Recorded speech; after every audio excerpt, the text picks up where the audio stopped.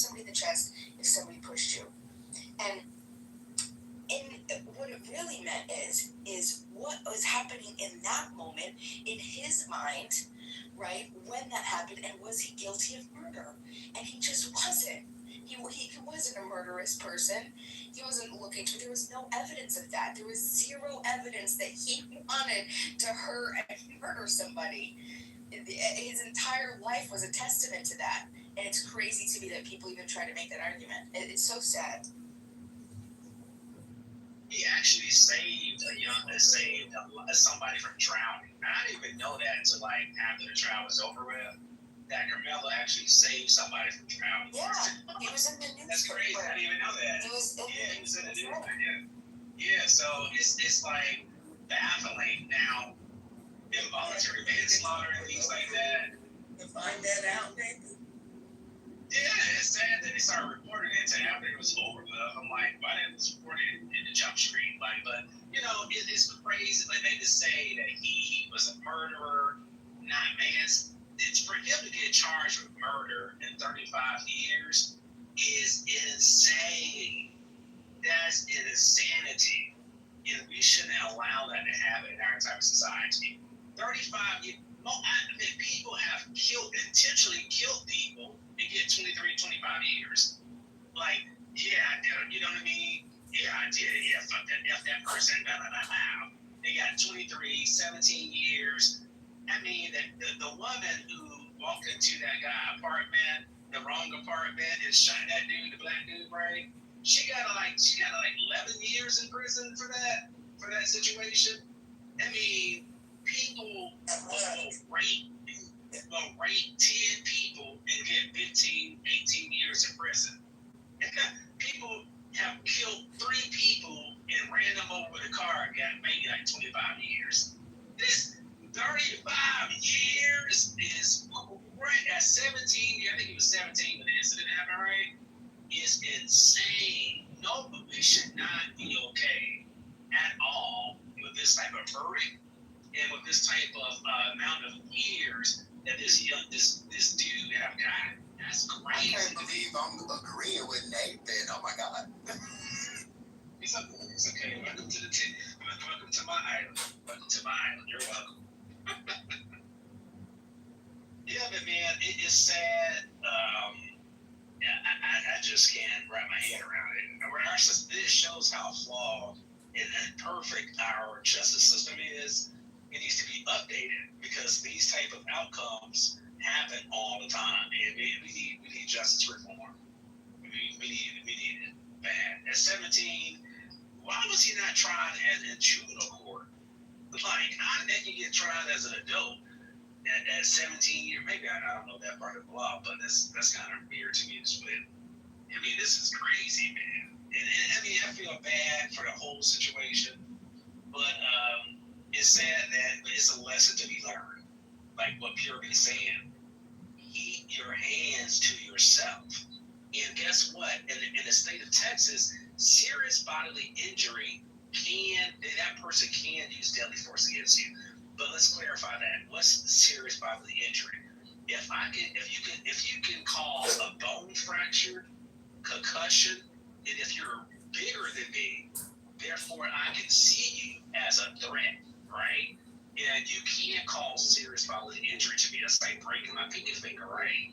And if you can cause that type of harm against that person, they can use deadly force against you. So just to be sure about your life and your people that you love and care about, if you know somebody in your family who's a violent psychopath, maniac, tell that person, hey, if you go around touching people and then assaulting people, they can blow you away. You know? And I don't know, some of these dudes are weird. They sound like abusers to me. Like they abuse their wife and their woman at home, thinking like, oh, she said something crazy, therefore you can put your hands on her, push her around. Like, what are we talking about? Like, no, you can't do these things. That's assault. This guy pushed his wife, and it got caught on videotape. She fell, hit her head on the table, broke her neck, and died. He went to jail for murder. That's how man that pushed her. Yeah, this happened about 8 years ago. It happens all the time. A push is a violent act. And my brother, he played football as a linebacker. At 17 years old, he's like 230, 40 some pounds. If he push you at full strength, he will lift you off the ground. You'll be flying across the room. So a force will put. He was 17. These guys. How many pounds he weighed? 240. Over 6 foot tall. High school, right? Yeah, in high school. These guys are bigger. Yeah. Some of these football guys will beat, if you're a 30-year-old man, these guys were 6'4", big. They will beat your tail all around. At 17, you're strong as heck, man. Especially on football teams. And they're like a little grown man. And we all of my cousins and brothers, we had to talk from our family members. When we reached that certain age and that certain size, we had to kind of talk, hey, you're not a little kid anymore. You're 6 foot tall, over 200 pounds. If you go out in public and you push your weight around, they're going to see you as a threat. You know what I'm saying? You can't just go around running up on people like you some little 5-year-old little kid anymore. You're a size of a man. And that's the talk that Austin never got from his father. It said, hey, Austin, you're bigger now. You're big. You're 220 pounds. You can really threaten people, and people can be really fearful of you. And the law would not be on your side. They can use force and get deadly force against you. So please be careful on what you do, how you engage. And he didn't have that type of stuff. And y'all think a kid that weigh 130 or 140 not gonna react without a weapon? Y'all crazy as hell, man. Stop playing. So we didn't get any updates yet, but I think maybe a couple weeks before or a month before the Carmelo Anthony incident, there was an incident of a girl, 14-year-old girl, Serenity Baker, was in school, got in a fight with a peer, and the peer stabbed her in the neck and killed her, and she was dead, on site at school. There's been no update as to, there's no criminal charges, there's no court, I don't know what's happening, to this other kid, this other trial. And the father, Serenity's father, is suing the school district, right, for, filed a wrongful death lawsuit against the Colleen school district, right?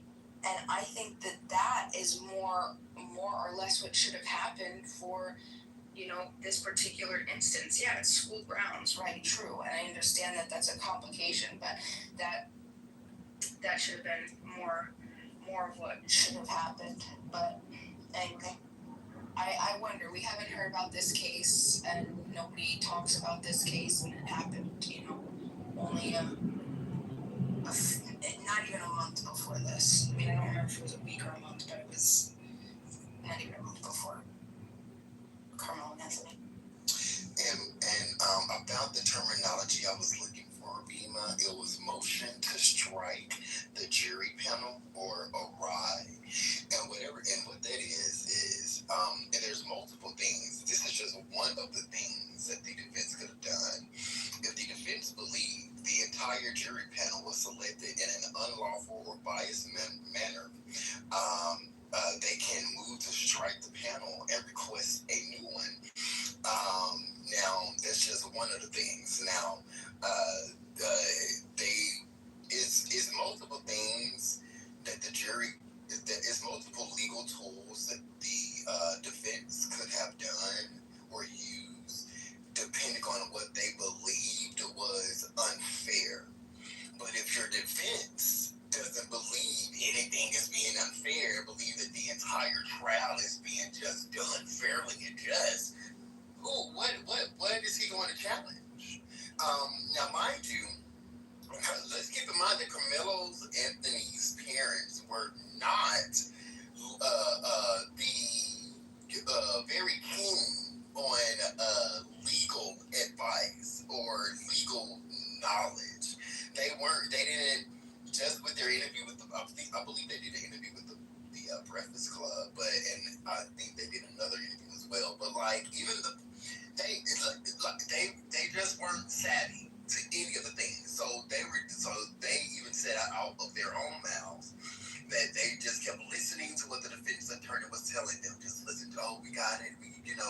we'll take care of it and this and that and don't make a scene or don't talk to this person. They were just doing things that they were advised, which is normally what you would do.